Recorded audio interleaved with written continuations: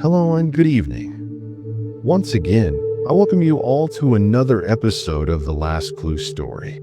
I hope you and your family are doing well, staying safe and taking care of each other. Today's story is different. It's my own story. Today, I want to share with you one of those hit and miss stories from the past, those rare incidents that stay with you for years. It's one of those, again, the kind that brings back memories you never planned to keep. But the story I'm about to tell you goes back almost 3 or 4 years. I did not tell you people. Actually, I work as a crime reporter in the Indian media, back when I had just started my career as a crime reporter. In those days, I spent most of my time traveling across the country, chasing headlines, looking for the next big crime story. And then one day, my boss asked me to head to a place called Batul, a small town about 200 kilometers from Bhopal. At first, I was confused. I asked him, "What happened in Batul?" "I haven't heard anything major." Because as a crime reporter, you usually know when something big breaks out. Small incidents happen every day, but if crime makes it to national television, how could I not know? That's when my boss said something strange. "It's not exactly a crime story," he told me, "but in a way it still is." That caught my attention. He said, "It's got nothing to do with murder, robbery, or criminals, but it has everything to do with fear, belief, and the kind of things people whisper about, but never say out loud." And just like that, I was on my way to cover the first story of my career that had nothing to do with crime, at least, not directly. It wasn't about criminals. It was about belief. Or maybe disbelief. What happened next changed the way I looked at stories forever. As it turned out, the story was related to ghosts and spirits. Now imagine when a crime reporter talks about ghosts or paranormal activity. It does sound a little strange, doesn't it? It was hard for me to accept it myself. And to be honest, I've never been someone who believed in such things. Yes, I do get scared sometimes, who doesn't? But belief? No. I've always believed that ghosts and spirits are just part of folklore stories we tell ourselves to explain what we don't understand. But then again, when the boss gives an order, you follow it. And I was told to leave in a few days. There was a fair happening in Batul, a traditional fair that goes on for an entire month. And it had already been 15 to 16 days since it started. That meant I had only around 8 or 10 days left, because once the fair ended, the story would disappear along with the crowd. Still, I was struggling to convince myself. I mean, what does ghost hunting have to do with crime reporting? But then another thought crept in. What if something actually shows up on camera? What if we catch something that no one has ever seen before? That would be something extraordinary. So amidst all the doubts, confusion, and curiosity, I made up my mind. I told myself, why not? Let's break away from the usual crime stories and chase something completely off track for once. And what happened next, well, you'll see. In fact, by the end of this episode, I'll even show you the actual report we aired back then. There's something quite amusing in it, something you won't expect. And yes, there's a bit of comedy in this story too. So make sure to watch it till the end, and don't forget to tell me what you think. Now, my partner on this assignment was Manoj Kushwaha. The two of us left Calcutta and reached Bhopal. From there, it's about 200 kilometers to a place called Batul. But our actual destination was still ahead, around 50 kilometers from Batul, in a small village called Malajpur, deep in the Batul district. That's where the story was waiting for us. Now, maybe I've shared parts of this story before, so I won't go into every single detail again. In fact, the entire original report is available. You can watch it yourself to see what we capture on camera. What I'll tell you now is what happened off camera. Because this is the same story where I ended up getting kidnapped on the way back. Yes, kidnapped. When we reached Malakpur, the plan was simple: shoot during the day, talk to the locals, gather interviews, and try to make sense of all the ghost stories floating around. And that's what we did. I spent the day filming Manoj Kushwaha, meeting villagers, talking to people, listening to tales that ranged from eerie to absurd. And honestly, until the sun began to set, I didn't feel anything strange. No fear, no unusual vibes, no sense of being watched. Nothing that would make me believe this place was haunted. But as evening approached, something began to shift. Because let me tell you, no matter how brave you think you are, once darkness falls, especially in a remote village surrounded by silence and mystery, fear has a way of sneaking in. And as the last light of the sun faded, I could feel it.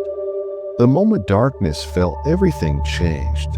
As soon as I stepped into that temple, the one where the ghosts of Malajpur are believed to be brought down or imprisoned, my mood shifted. Something in the air felt off. It wasn't just fear. It was something heavier. Something ancient. It was the night of new moon, the darkest night of the month. And under that pitch-black sky, surrounded by nothing but the faint glow of temple lamps and the eerie silence of the forest, I felt a kind of unease that I had never felt before. The fair in Malajpur had started after Makar Sankranti on the first full moon night. It goes on for a month. And the night I arrived was right in the middle of it. Before we entered the heart of it, a young local boy had joined us. He was acting as our guide. And as we walked, he began sharing the history of the place, stories that were as unbelievable as they were unforgettable. He told us that this so-called Fair of Ghosts has been held here for over 400 years. And it all started with one man, an exorcist, a mystic, a healer, a man known far and wide for his power to banish spirits. Back when he was alive, he performed miracles, they say. And after his death, he took grave right there. A temple was later built over that sacred spot. And even now, centuries later, his powers are believed to still protect the place. Legend says if someone is possessed or haunted by a stubborn spirit, just one circumambulation around exorcist's grave is enough to drive the ghost away. And this ritual has been practiced for generations. There's another part of this tradition, too, one that truly stunned me. Once a person is free from the spirit, their body is weighed. And in return, they offer jaggery equal to their own weight to the temple. Yes, jaggery. Quintals and quintals of it. And here's what's even more bizarre. Despite the mountains of jaggery piled up in and around the temple, not a single ant, fly, or insect is ever seen near it. I saw it with my own eyes. I touched it. I even tasted it. And yet that jaggery stayed clean, untouched, like it was protected by something or someone. The locals believe that all of this is nothing less than Baba's divine power. They say it's not just about getting rid of ghosts. This is the only place where even the most stubborn spirits are forced to surrender. You see, there are countless stories of hauntings and possessions across India, but here in Malajpur, people don't just talk, they bring the possessed here, year after year. Because this place isn't just a fair, it's something else entirely. A mela of spirits. A ghost fair. Yes, you heard that right. A ghost fair.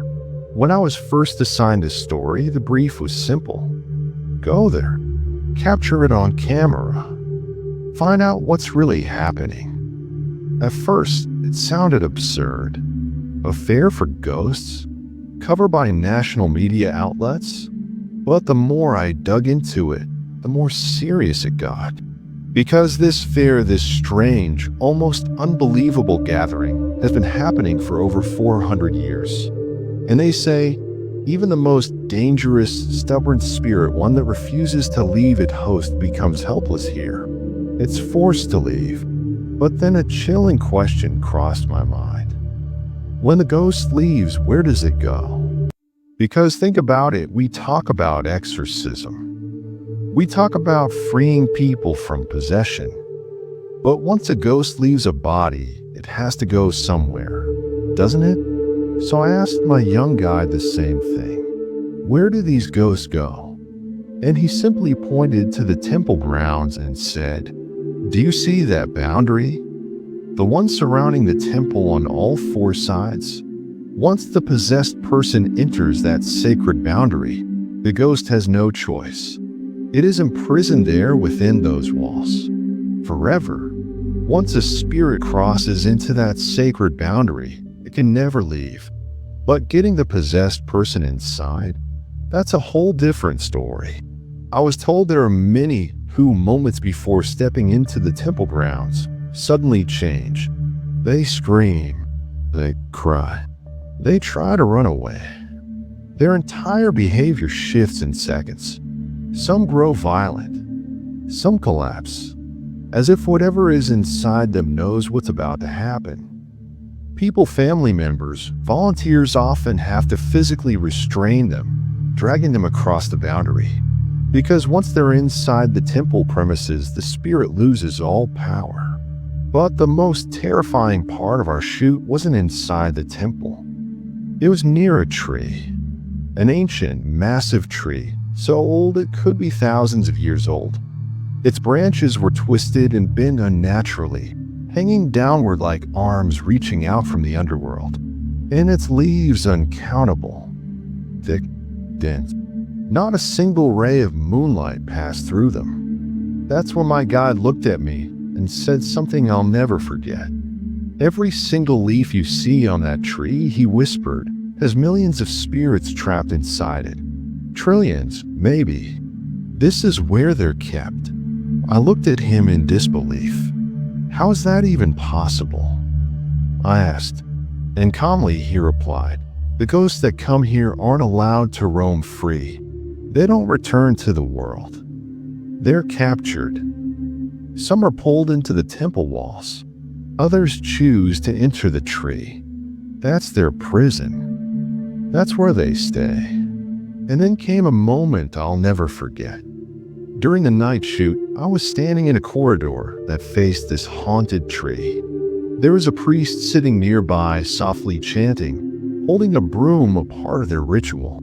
Suddenly, he pointed to someone possessed and said something to them quietly. "Go on, this is your path now." And in that moment, I realized I was standing on the exact path the ghost was supposed to take. I didn't understand what was happening until one of the villagers grabbed my hand and yanked me away. Startled, I asked what happened. He looked at me, dead serious, and said, "You were standing in the ghost's way. That's the path it takes to go to the tree. Never block it." That night I was told one thing: don't stand in the spirit's path. And more importantly, don't let the path cross over you. Because by now, everything, the time, the atmosphere, the people had changed. It was night, and although the place was crowded, it no longer felt human. Some people were dancing wildly. Others were screaming. Some stood still, eyes blank, like they were in another world. It felt like I was surrounded by people who weren't people anymore. The air was heavy, unpredictable, but I kept the camera rolling. I captured everything: the rituals, the possessions, the trance-like states. And once the shoot wrapped, it was time to leave. We started our journey back from Malajpur, heading toward Batul, about 40 kilometers away. The roads were mostly empty, and it was well past midnight, and we hadn't spoken to our families since morning. When you're in crime reporting, your family is always on edge, especially when you're out of reach for 24 hours. At home, there was only one rule: wherever you go, keep calling. I stepped in to make a call home. There were a few local boys hanging around. At first, nothing seemed off, but within minutes, everything changed. One of them pulled out a gun, and just like that, I was being held at gunpoint. They weren't after the camera or the tapes. They wanted money. I told them, the money is in the car, and for a brief moment, their grip loosened. That was my chance. I ran as fast as I could, jumped into the car, slammed the door, and we drove. We didn't stop for 25-30 kilometers. The adrenaline was so high, we didn't even realize how far we'd come. By the time the car finally came to a halt, it was already too late to reach Bhopal that night. And that's how that shoot ended. With a ghost story in the camera and a real-life crime chasing me off the highway. After that terrifying encounter, we didn't risk driving any further that night. We checked into a nearby guest house, still shaken. And from there, we called the police. A team was dispatched. Within hours, 4 to 5 local boys were arrested. But then something unexpected happened. One of them wasn't from the area. He was just a young student. His 12th board exams were coming up in a few days. The inspector handling the case said something that made me pause. If a formal case is filed and he's dragged to court, his entire future could be destroyed. I looked at the boy. He didn't look like a criminal. Maybe he was just in the wrong place with the wrong people at the wrong time. So I told him remove his name from the complaint. They did. And I personally confirmed later he went on to appear for his exam. As for the rest of the case, I never followed up. Some stories you carry forward. Some you leave behind. Eventually, we made it back to Calcutta. Back at the newsroom, I began writing the script and reviewing the eerie visuals Manoj Kushwaha had captured. That's when Arun Bhattacharya, our editor, had a wild idea. You've come back from a haunted village, right? Let's make you a ghost too. At first, I thought he was joking, but he was serious. We shot a PTC using chroma green screen. Then, using editing tricks, he gave me a double roll me as myself and me as a ghostly version. The result? The story went on air with all its facts intact: the haunted fair, the rituals, the history, but also with a touch of dark humor. And believe it or not, the episode went viral. But still people reacted. Many praised the uniqueness. Others criticized. "You're a crime reporter, why are you chasing ghost stories?" some asked. And I understood where they were coming from. But here's what I've learned over time. Every story teaches you something. Even the ones that blur the line between belief and reality. And truth be told, even today, international media often visits Malajpur during the Ghost Fair. They come with cameras, researchers, and curiosity to see what happens there. Because there's something about that place, something that can't be explained through logic or journalism alone. If you ever get the chance, go there not as a believer or a skeptic, just as a tourist. The roads are great, the journey is smooth, and what you'll experience might just stay with you forever. So if you ever get the chance, go there. From Bhopal, it's about 250 kilometers away. You reach Batul, a fairly well-known town. And from there, around 40 to 50 kilometers ahead lies Malajpur, a quiet village that becomes something else entirely during its one-month Ghost Fair. Now, I call this story a hit or miss because honestly it was neither.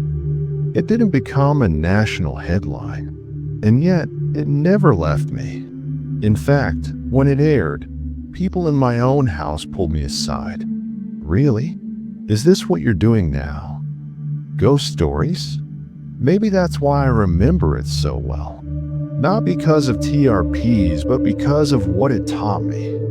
It's been nearly 3 or 4 years since that shoot, and I still think about it.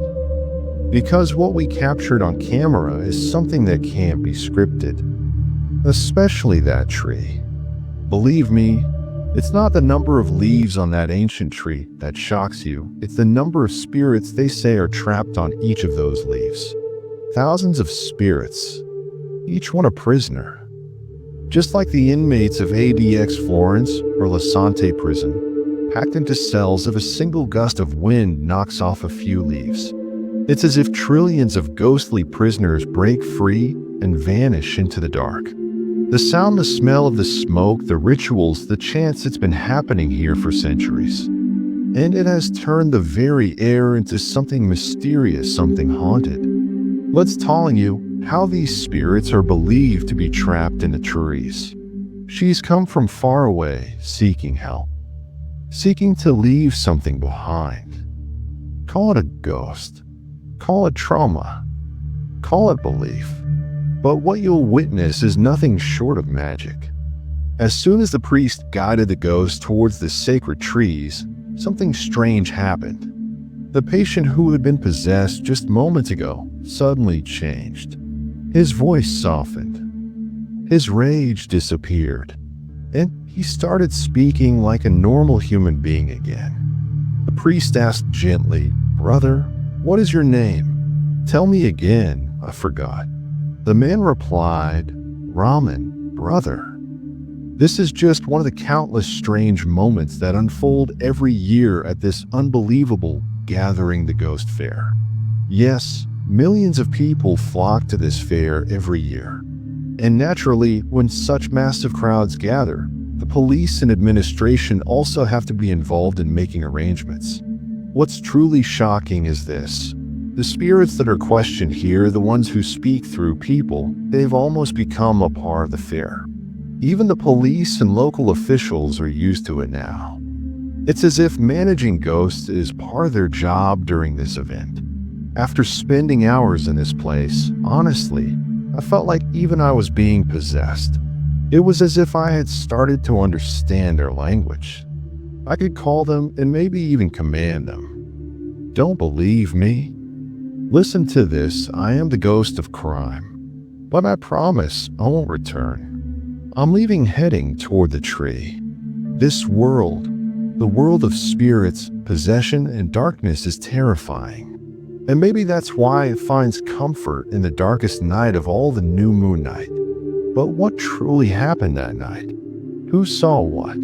What kind of spirit emerged? Which tree's leaf held their pain? No one knows. So, this was the story of a ghost fair. What's real, what's performance, what's belief, what's truth, you decide. And whether you found it fascinating or foolish, do let us know what you think. That's all for today's story. Until next time, stay curious, stay safe, and never ignore the last clue. Then hit that subscribe button now, because the next tale might just be the one that haunts you forever. Subscribe because the truth won't wait. I'll see you next time with another chilling, unforgettable story. Until then, take care of yourself and your loved ones. Thank you for watching.